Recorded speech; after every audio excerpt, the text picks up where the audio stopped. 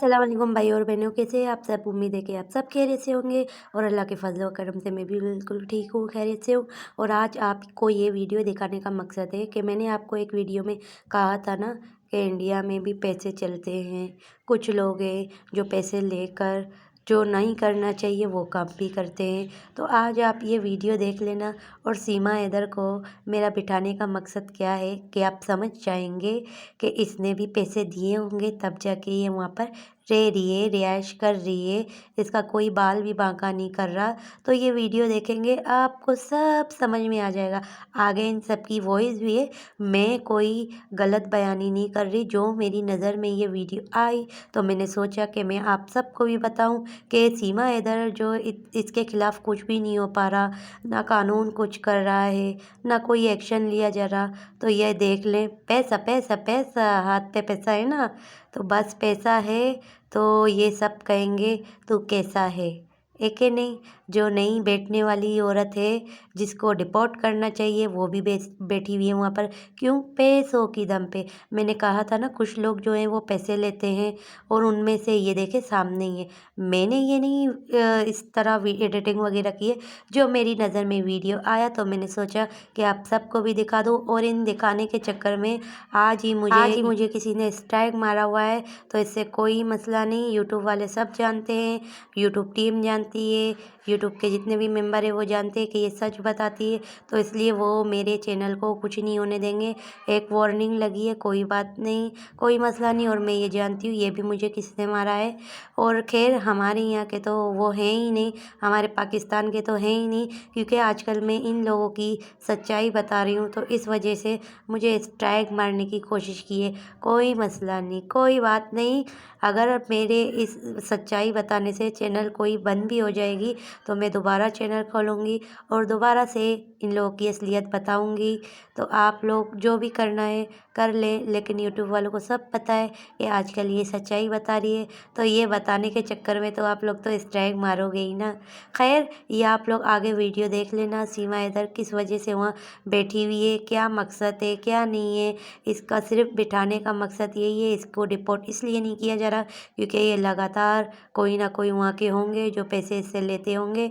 और इस वजह से पुलिस वाले जो हैं जो कह रहे थे कि अभी तक जांच पड़ताल चल रही है, जांच पड़ताल चल रही है।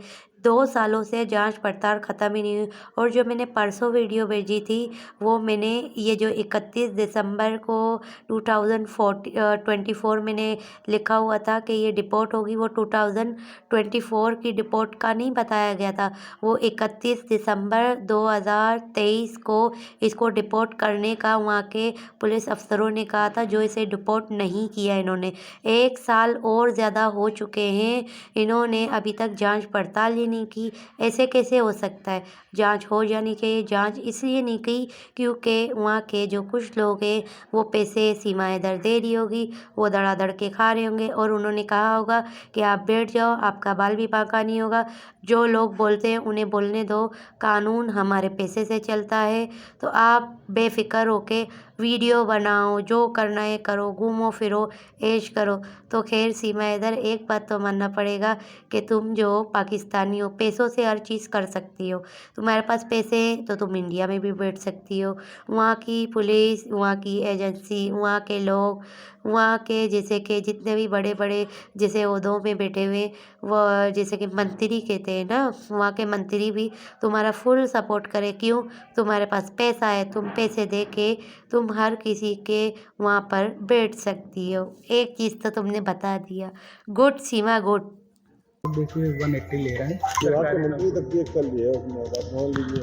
हमारे यहाँ वही 4 आगे हम दे रहे हैं डिपार्टमेंट में। देखो दैनिक भास्कर के हिडन कैमरे में कैद ये लोग यूपी के सरकारी विभागों में नौकरी बेच रहे हैं। सरकारी विभागों में आउटसोर्सिंग के जरिए नौकरी दिलाने के लिए ये युवाओं से उनकी कई महीने की सैलरी और 2 से 5 लाख रुपए की डिमांड करते हैं। हमने मैन पावर आउटसोर्स करने वाली कंपनियों के दलाल और कर्मचारियों का स्टिंग किया।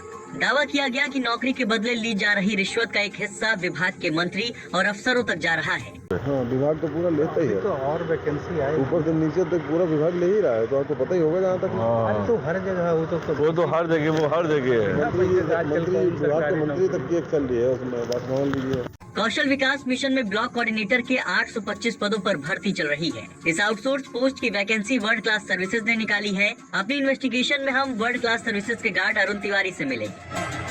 उसने हमें आधी पेमेंट पहले करने और विभाग के आदमी से सेटिंग करवाने का ऑफर दिया। मैं आपको ऐसे आदमी से सेट करा दूंगा, वो आपका काम होना ही होना है। विभाग के आदमी ये बताइए भैया कितने की व्यवस्था कर रहे हैं? मैं बात करता हूँ, ये लोग आज कोई 9 सैलरी बता रहा, कोई 10 सैलरी बता रहा। मैं देख लेता हूँ, क्लियर करके अंदर से क्लियर ही आपको बताऊँ। पैसा सब दे दें और बाद में ना हो तो संभव नहीं है। मैं यहाँ बैठा हूँ, आपको बता रहा हूँ, तो फिर बातें खत्म हो गई। गार्ड अरुण तिवारी ने हमें जिस दलाल से मिलवाया उसने खुद को कंपनी का यूपी हेड बताया। दलाल आशी ने हमें 1,80,000 रुपए में नौकरी दिलाने की बात कही। हम लोग देखिए 180 ले रहे हैं, 180 50 टोकन 50 टोकन और बाकी ज़्यादा बच्चे हैं तो कुछ कंसेशन नहीं।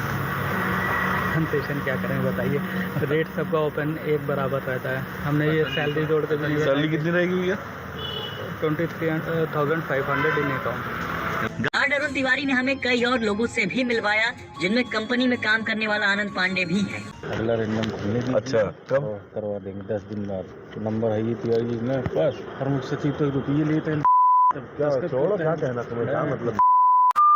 आउटसोर्सिंग नौकरियों में कौशल विकास मिशन के अलावा और किन विभागों में ये खेल चल रहा है, हमने इसकी भी पड़ताल की। हमारी मुलाकात उद्यान विभाग में खुद को सॉफ्टवेयर इंजीनियर बताने वाली प्रीति साहू से हुई। उसने बताया कि उद्यान विभाग में 55 पद रिक्त हैं, हमारे माध्यम से डायरेक्ट भर्ती होगी। आउटसोर्स कंपनी के भोपाल हेड ऑफिस से सीधी सेटिंग है। 5 सैलरी टोटल देनी होगी, जिनमें 4 विभाग में जाएगी और 1 सैलरी हम लेंगे। कितना डिमांड कर रहे हैं आपकी? डिमांड है 5। आपसे कितना ले रहे हैं? इसलिए उतने ले रहे हैं, विभाग के लोगों से कहाँ ज़्यादा ले सकते हैं। आप यूपीएससी की नहीं, मैं एग्रीकल्चर में सॉफ्टवेयर। क्या बोले? हाँ मेरी होंगे, मेरी डायरेक्ट भोपाल से बात है ना, अच्छा, भोपाल से सेटिंग। अच्छा इसीलिए हमारे कैंडिडेट जितने भी हमने कराए हैं सब बिना रैंडम दे कराए हैं। अच्छा। उसमें ये है कि हमें को कुछ टोकन अमाउंट दे रहा है, रैंडम वाले में नहीं दे रहे हैं। टोकन अमाउंट कितना व्यवस्था कर ले बताइए? 20,000 कर लीजिए टोकन अमाउंट। 20,000। हमारे यहाँ वही 4 आगे हम दे रहे हैं डिपार्टमेंट में। प्रीति साहू ने लखनऊ विकास प्राधिकरण में सिविल इंजीनियर के पद के लिए 4.5 लाख की डिमांड की। 4.5 सिविल वाले में लखनऊ विकास प्राधिकरण। तो एडवांस क्या रहेगा? अप्लाई कर दीजिए, उसके बाद में 1 लाख रुपए एडवांस जमा करेंगे कैश में आप ही को। लखनऊ विकास प्राधिकरण, और फिर बाद में कितना देना होगा? जिस दिन इंटरव्यू हो जाएगा आपका, लिस्ट बनेगी, उस दिन पूरा पेमेंट हम जमा करा लेंगे। नेक्स्ट डे आपको लेटर देंगे। प्रोफाइल क्या है? प्राधिकरण में इंजीनियर की है ना। इंजीनियर की। प्रीति साहू ने परिवहन विभाग में डिपो मैनेजर के पद के लिए भी 5.5 लाख का रेट बताया। करा लीजिए। वंशिका वाले में रिटर्न पेपर होगा, पेपर हम आपको 1 घंटे पहले दे देंगे। वेरीफाई हो जाएगा, MBA वाले में आप ले लीजिए, वहाँ जाना पड़ता है या फिर आप 5 अंदर जा रहा है। 1 सैलरी हमको चाहिए 5.5। 12 घंटे 5.5। हमारी इन्वेस्टिगेशन में सामने आया कि प्रीति साहू उद्यान विभाग के Uttar Pradesh micro irrigation project में खुद एक आउटसोर्स कर्मचारी है। अब हमने उन युवाओं से भी बात की जिनसे नौकरी के बदले घूस मांगी गई। इनमें एक अभ्यर्थी ने हमें फोन पर जानकारी दी। डिमांड तो हुई थी सर। कितनी की डिमांड हुई थी सर 6 सैलरी की सर। 6 सैलरी की। अच्छा। जी सर। तो आपने क्या बोला उनसे? सर इतना हमारे पास सर है नहीं बजट। अब इस आउटसोर्स भर्ती में होने वाले खेल को समझते हैं। दरअसल आउटसोर्स कंपनियां सेवा योजन पोर्टल पर वैकेंसी जारी करती हैं, इसके बाद कैंडिडेट की रैंडम लिस्ट निकलती है। कहने को ये प्रक्रिया पूरी कंप्यूटराइज है, लेकिन इस लिस्ट में दलाल और कर्मचारी अपने अभ्यर्थी का नाम डलवाते हैं। इसके बाद इंटरव्यू पैनल में 2 सरकारी विभाग के और 2 आउटसोर्स कंपनी के अफसर होते हैं। सिलेक्शन का बेस केवल इंटरव्यू है, इसलिए भर्तियां निकलते ही सौदेबाजी का खेल शुरू हो जाता है। इस मामले पर व्यावसायिक शिक्षा एवं कौशल विकास मंत्री से हमने बात की। मेरे को पैसा नहीं दिया जाता, आज मुख्यमंत्री योगी आदित्यनाथ जी के रहते, लेकिन ऐसा कोई विषय किसी के संज्ञान में आता है उसमें हम कार्रवाई करेंगे।